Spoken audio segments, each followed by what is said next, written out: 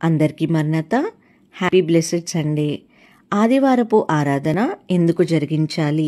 చాలామంది క్రైస్తవులు ఆలయముకి వెళ్తేనే యేసుప్రభువారు మన ప్రార్థనలు వింటారా, గృహములో ఉండి కూడా ప్రార్థన చేయవచ్చును అని ఎంతో వాదిస్తూ ఉంటారండి.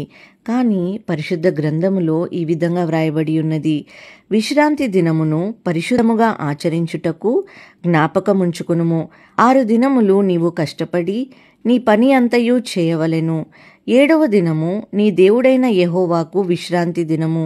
దానిలో నీవైనను, నీ కుమారుడైనను, నీ కుమార్తె అయినను, నీ దాసుడైనను, నీ దాసి అయినను, నీ ఇంట్లోనున్న పరదేశి అయినను ఏ పనియూ చేయకూడదు. 6 దినములలో యెహోవా ఆకాశమును, భూమియు, సముద్రమును, వాటిలోని సమస్తమును సృజించి 7వ దినమున విశ్రమించెను.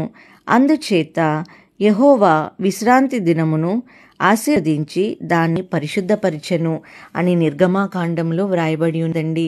మరి అదే విధముగా ఆ లేఖనము ప్రకారముగానే మనందరము కూడా ఈ యొక్క ఆదివార దినమున పరిశుద్ధ ఆలయముకు వెళ్ళి యేసుప్రభు వారిని స్తుతించి మరి ఎంతగానో దీవెనలు పొందుకుందాం.